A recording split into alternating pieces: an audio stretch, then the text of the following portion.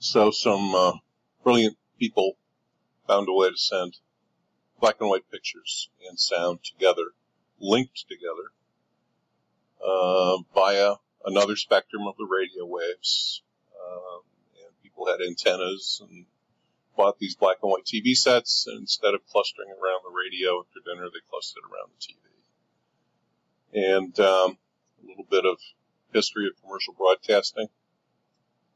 1939, President Franklin Roosevelt broadcast from NBC's experimental station. He was into technology, you can see. He used radio to great effect during the Depression and the end of the 20s and the 30s and during World War II. He was a master of using media, going direct to people via media, much like our current president uses Twitter to go direct to people. And you can see in July, both NBC and CBS, the huge radio networks come on the air with a commercial station, first in New York City. And then they build more stations in big markets. And then two other people came into the network business, ABC, American Broadcasting Corporation, and DuMont. And 128 stations began a full primetime schedule 7 days a week. Now, mostly they took their radio programs and just maybe cast them a little differently in some cases, but filmed them and put them on TV. So sitcoms, Jack Benny Show is one. None of you will have heard of, but anyway. But many, they already had the programming, they just needed to film it. The first big superstar of network television in the U.S.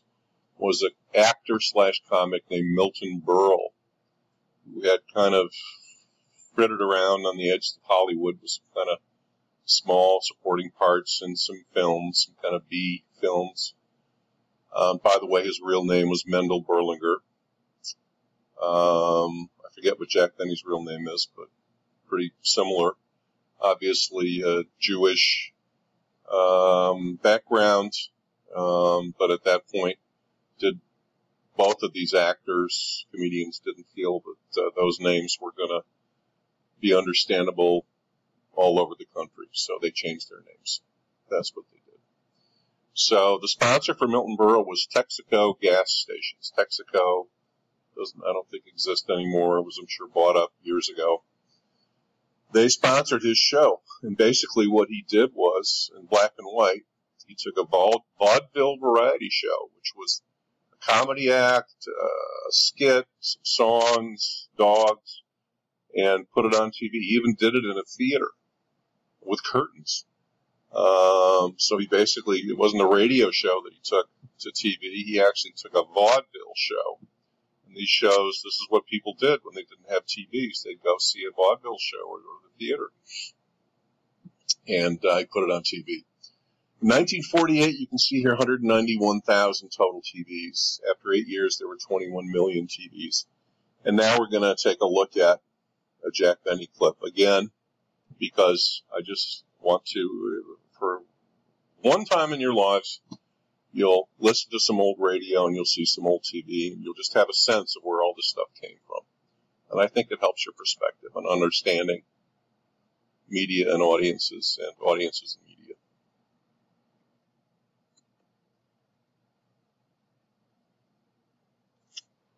So now we'll watch this for a few minutes.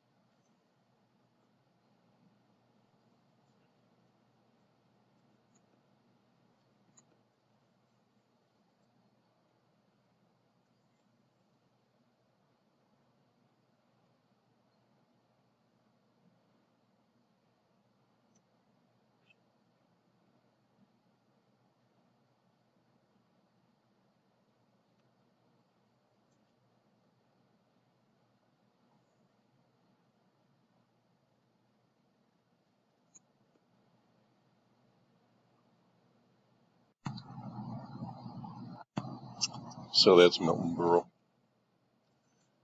And fast forwarding 50, 60, 70 years, TV, of course, went from wireless back to wired with cable.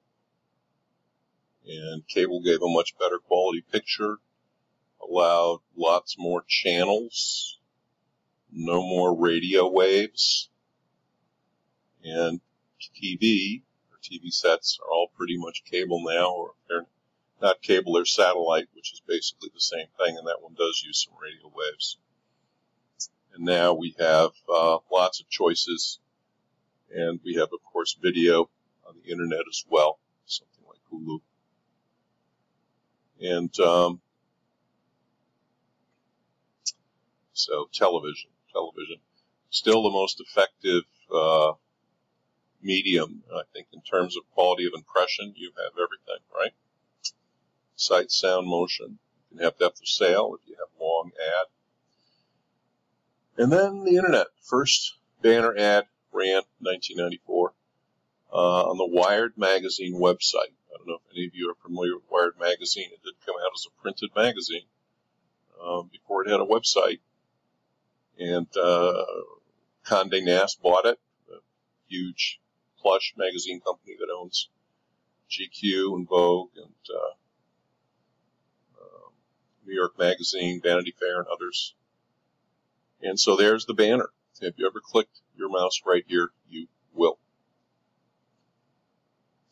And by the way, I think there is some similarity between a highway billboard or painted bulletin and a banner on the information superhighway.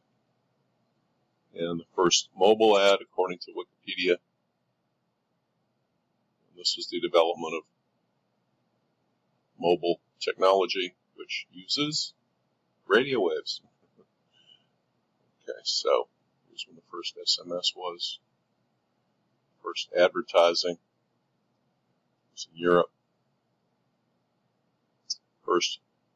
World's first conference to discuss mobile was held in London in 2000. And mobile, and that screen that we all carry around with us, like a second heart or second brain, is where it's all going. So the trends move from non-digital to digital. Fragmentation of audiences allowed by cable, allowed by the internet, with thousands of channels and content that caters to any kind of special interest you can imagine. But still some big events that everyone wants to watch, like the Super Bowl, particularly in the U.S., as we saw, big, highly rated programming in the Olympics and soccer, World Cup. Different media can match different targets. There's an overall move to shorter formats. First TV commercials were 60 seconds long. First TV commercials, even before that, were those guys dancing and singing about Texaco, which lasted about 5 or 10 minutes. But now, on your cell phone, a TV ad is 10 seconds, 6 seconds. Avoidability, when there are more and more choices and it's easy to switch, it's easy to avoid advertising. We talked about consolidation of ownership. The move to measurement and accountability is really caused by the internet, or since everything is digital, everything is tracked, there's an action that's captured with a click, click, click, click. Everything is measurable. However, there are some problems with internet measurement, which we'll get to a little later. And that is our brief history of advertising media in the USA.